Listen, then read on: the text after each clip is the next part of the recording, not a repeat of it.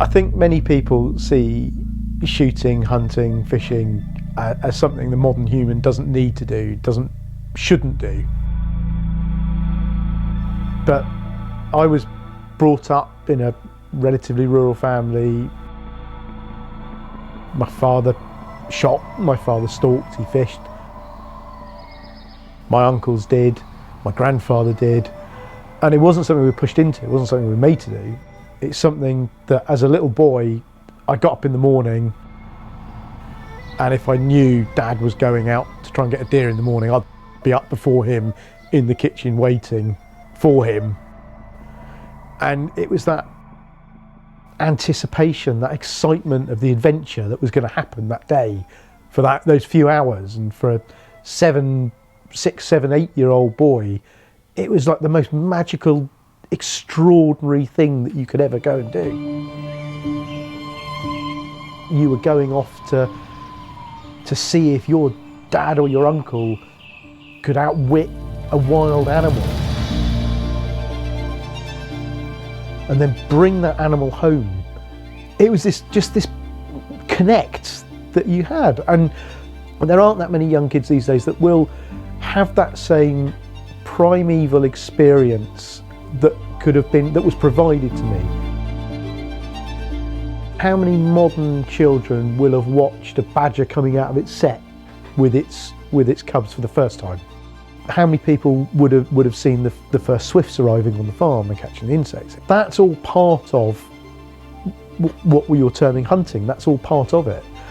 It's learning about nature, and it's learning that you can't manipulate nature. Being part of the outdoor environment is bonding with it and being involved in it.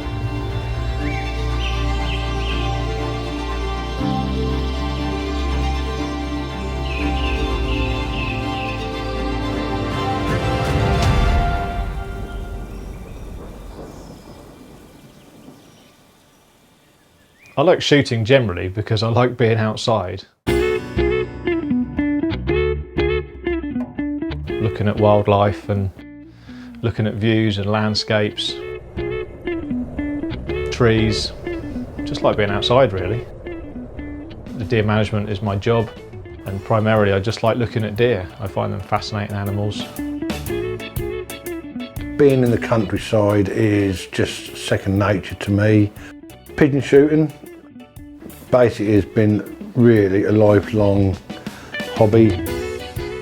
Love of what I do it was just brought on through the love of the countryside in general. Everything about the countryside is a love of mine.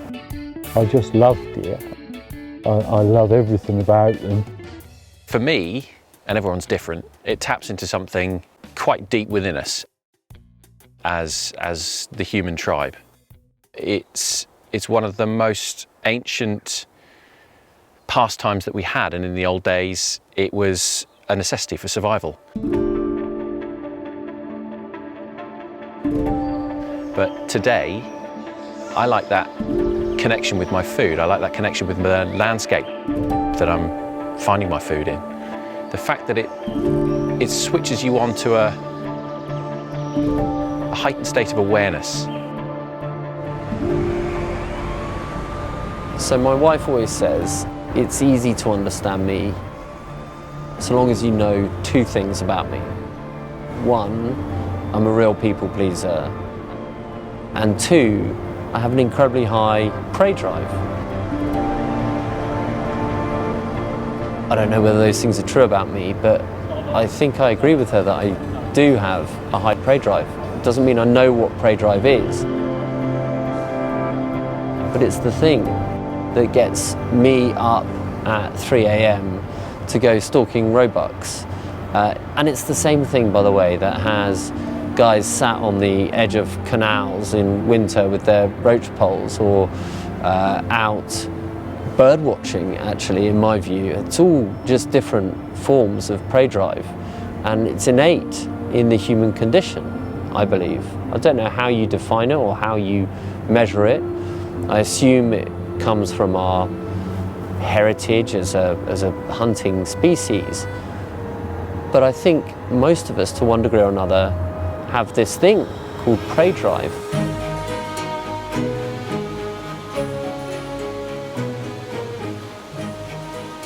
My immediate answer to that question would be because I think I'm genetically programmed to do it.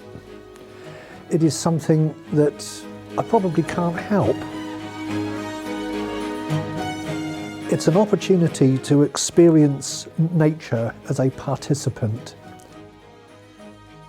I used to be a bird watcher, and I still observe bird watchers from a distance because of the geography of the area that most of my wildfowling is done in.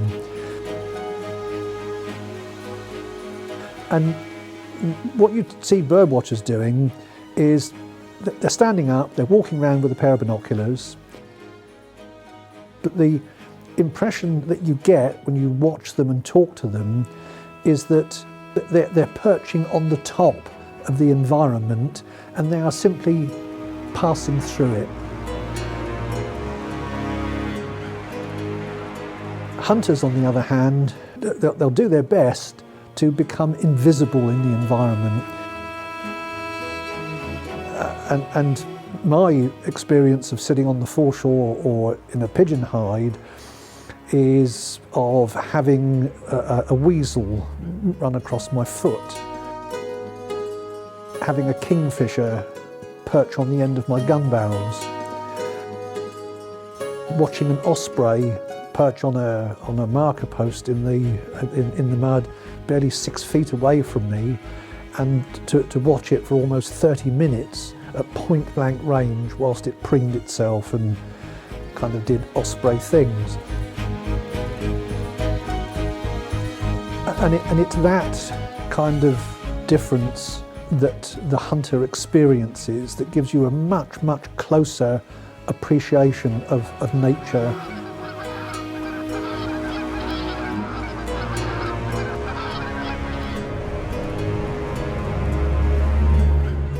It's hard for some people to understand how you can love something so much and they see you as actually just shooting or hunting deer and killing deer, but it's far more complicated an issue. In the early days, to be perfectly honest with you, it was more of the fact of just going out there, you know, decoying pigeons. That was what it was all about. It's only, you know, as I got to understand the countryside a little bit more, did I realise there was a big reason why we go out and control pigeons. If we don't shoot any deer, we just have massive overpopulation, and the deer themselves are going to suffer, get in poor condition, get illnesses and diseases, spread it around the rest of the herd. Thousands and thousands of pigeons on a bit of ground can do untold damage, and people don't quite see that. A pigeon that's coming out to feed on that field every day, it has to feed every day, you know, and that's where, you know, the pigeon shooter comes into fore, you know, with, you know, they'll get asked, there's pigeons hitting the field, we've got gas guns out there, we've got bags, they're not taking any notice of it, you know, can you go out there? You know, so hunting, shooting is part of the countryside, whether people like it or not. You know, it's a very important role to deter, you know, pests from eating the crops. I think it's the deep appreciation for the countryside and the animals that actually leads us to do what we do. You cover as much ground as you can at first, like, you know, you're using your binoculars and you're trying to find the particular animal that you've gone out for. You grass a deer, you shoot a deer, and it's then turning that from, you know, that animal, you know, keeping this respect as high as possible to the animal you've just taken and harvested. That deer is going from a wild animal to a food. You know, so respect should be carried out the whole way through, from the moment you set out after it to the moment it ends up on your plate. I think it goes back to us being part of that human tribe. You start out hunting and you'll see that excitement and you'll see that enthusiasm that's almost unstoppable in them. And that tempers as you get older, and when you get more seasoned people, seasoned members of the tribe, they tend to start focusing on handing down that knowledge to the next generation and looking after the environment that we're lucky enough to move around in, and to pass on that trail of knowledge that we have been lucky enough to amass over the years. And every time we sit in the fantastic landscape we're lucky enough to move in, we feel it. I feel it.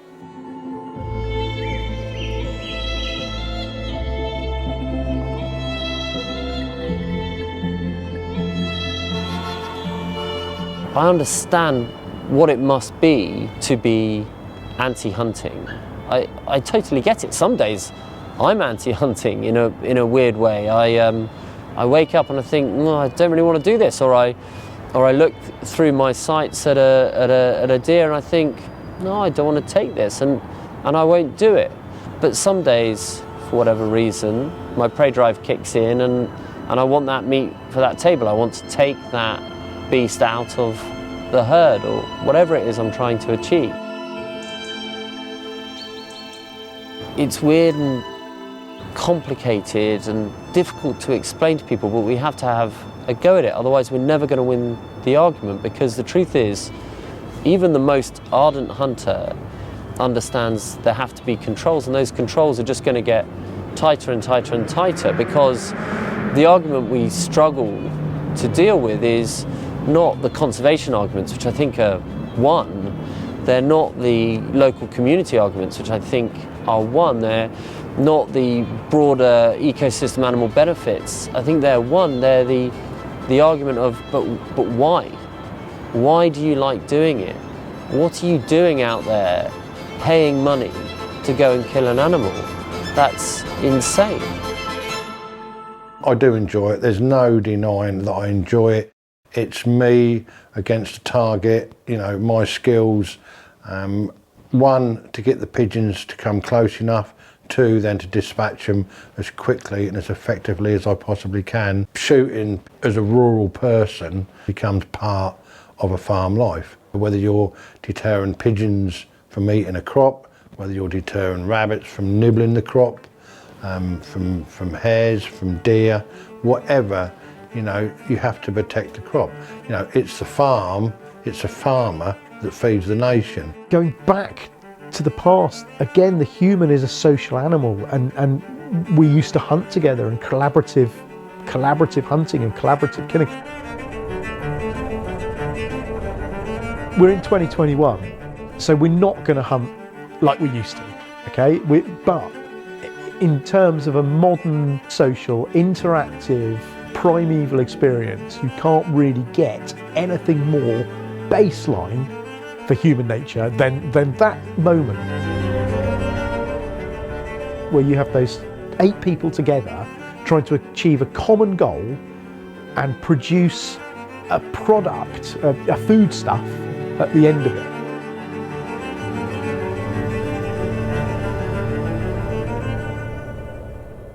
My first shoot day was out with my dad and my little brother. It was just a great sense of community, and the general vibe was exhilarating.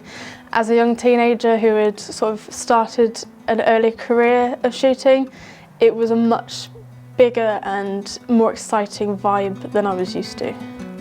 I think a lot of people in my life have supported me as a woman that shoots, and they've also pointed me in the right direction. When a bird comes out of the drive, it's a real exhilarating feeling, and it's something you can't quite describe. It's just that split second where you have to sort of react. There's a moment that you have with that bird, and it's unlike any other feeling that you'll have. The UK or British hunting scene or shooting scene is very different to every other country in the world. And you can see that over the last 10 years, a lot of people have taken up stalking to try and get into some of the feeling or access some of the things that perhaps are a little bit more raw than what you get on a driven game shoot. However, there is something about drum and game shoot that gives you something that you can't really get in many other societies. Hunting alongside someone, it's very carnal. You can't really put it into words what it is. It'd be like trying to describe love. It's not something that's really allowable in the modern world, is it? To express that you're allowed to enjoy that carnal feeling is weird. Inherently a bit taboo, and that is strange in a world where we're allowed to feel and do whatever we want now.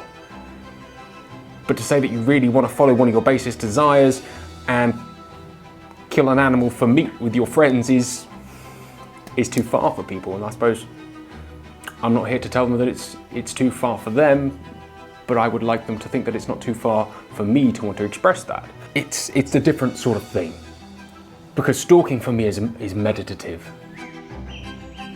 It is an all-consuming mental discipline to go into a woods in pursuit of game to bring home for dinner. It's a feeling that, it's not even a feeling, it's just a sense of fulfillment, of complete and utter use of your mind and body. Those things don't come around often in life. That sense of unfulfillment, that sense of sadness, or the sense of asking why every 5 minutes. There's no man ever had an existential crisis whilst hunting deer, because it just takes up everything your brain was designed to do. Why should we stop now because we have motor cars, smartphones, the internet, and Linda McCartney's fake food? You know, I want to go out and I want to catch my own food, and I want to do it with my friends. And I'm absolutely not ashamed of what I do whatsoever. My son was brought up eating game meat, wild meat we've caught. At 9 years old, he could trap a squirrel, you know, and he could take the back legs off, and he could dip it in batter, and he could fry it, you know. And I'm not ashamed of that, and I never will be. The birds aren't there by accident. A gamekeeper's job is vital. They run the day and they make sure that everything runs smoothly and that there's a healthy stock of birds, whether that's pre-released birds well before the season or wild. This takes a lot of skill, passion and knowledge. The gamekeepers are an integral part of our countryside. They do a lot more behind the scenes than what we realise, and I think they don't get the credit that they may deserve. I've got no desire to force everyone to go out hunting or shooting or fishing. It's okay if you don't want to do that and you don't approve of it, and it's okay if you don't approve of it and you still eat meat and wear leather shoes and all those sorts of things. That's all fine, but please don't try and stop it because you don't want to do it. I think hunters have a huge amount to offer, wildlife and wild places, and we should talk about it more openly. We should understand that people enjoy communing with nature in that way, and it seems weird in this society that there's some things that are acceptable. I don't know, like fishing for carp is acceptable, but shooting an invasive species like muntjac is controversial. And I don't really understand that until you think, well, it's actually down to a kind of species preference on behalf of people who are anti-hunting and shooting and fishing. And people who do those things don't share those biases. If you fish for carp, you know some days carp will get the better of you, and you respect them and you're fascinated by them and you want to understand them. If you hunt muntjac, you know the same thing. You have no favoritism. All animals to hunters are equal. They're equally fascinating. They're equally elusive. They're equally challenging. There's nothing out there that's simple in the world of hunting. My grandparents were born in the 1880s. They were poor working class people. My grandmother, what's for dinner, Nan? Chicken. And the question then was, which chicken do you want? Because you go and point to it and Nan would go out and wring its neck without batting an eyelid because that's where dinner was. Nowadays, the whole concept of that has become alien to people from all walks of life. It's a complete detachment from reality. I was quite ill. I was in hospital for a while. I had, amongst other things, I had sepsis. We got to the point where I was wheeled into the operating theatre, and I thought, well, apart from the physical aspect of the people that you leave behind and all the unfinished business, if you didn't wake up after it, what matters? You know, the world's still going to keep going round. My death is no particular concern to the greater order of things, and I sometimes wonder why death has the priority in our thought process, or in some people's thought process, that it does, when it's just another state of existence. For me, one animal's life is no better or more important than another animal's life. Everything we hunt should be killed cleanly and used properly. It's not about just going out and shooting something for the fun of it. If I'm prepared to shoot a muntjac in the UK, then I should be prepared to shoot anything else around the world. As long as it's coming from a well-managed, sustainable population, the money that I pay for that experience is going into helping safeguard that species and obviously employing people in those areas. I think you've got to have a real love for something to look after it, but equally that love ultimately ends just like a farmer bringing on his pedigree herd of cattle or sheep to maintain that herd of wild deer to their optimum. You've got to be able to take some out, and obviously hunting, whether it be in a professional role or we actually have paying guests that we take out to do that, is all very much part of the programme of maintaining a healthy and good population of deer.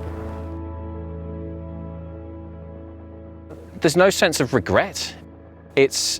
You want to take pride in doing the job well. You want to be able to allow that animal a quick death, the cleanest possible death. So you want it to be as efficient and as quick as possible, from a humane point of view, but also from a quality of food product at the end of it point of view as well. And do you ever feel guilty? When you get it wrong, yes, because everybody gets it wrong. I don't know anybody who hasn't fluffed a shot. And it's a hideous feeling, and it's one that we all try and avoid by practicing and by time on a range with a rifle. And it's not pleasant, and there's a tremendous sense of guilt when you do pull one, and you try not to let that happen. But that only then drives us on to trying to be better at what we do. That's why it's important that you are mentored into hunting, in all formats actually, by somebody who has been there and done it. And why it's important to respect them as much as respect the hunt and respect the animals you're after. And by that I mean having a certain reverence for the quarry, having a certain reverence for the situation, and not taking for granted what a privilege it is nowadays to have that as an option. It's a challenge, but that's the draw to deer stalking and deer management. It's the challenge of going out after a wild animal that always seems one step ahead of yourself. It comes back to the passion of deer. It's such an interesting animal to follow and work with, and every time you think you've sussed them, they give you a reason why they're just a bit smarter again. You don't have to pull the trigger every time you go out. One of my most memorable flights last season, I didn't fire a shot, and I turned around and I sat down and watched the most amazing sunset over the Norfolk coast, and that's why I go. It was magical. It's something that is an incredibly exhilarating, dynamic experience that you can't really get from anywhere else. You experience the outdoors in a different way to going hiking, which I go hiking and I go camping. It's a very different experience. You've got a lot of responsibility around hunting as well, that I feel personally when I'm ultimately going to kill an animal. There's a lot of responsibility that comes with that. And then what happens, what the process is before, during and after, that's all part of why you hunt, what you can do, what you can achieve, and how that can make you a better person, which may completely go against what other people are saying. But when you experience death firsthand, which ultimately is what you're doing, and you can appreciate the consequences of that, it makes you appreciate life in all its forms far more.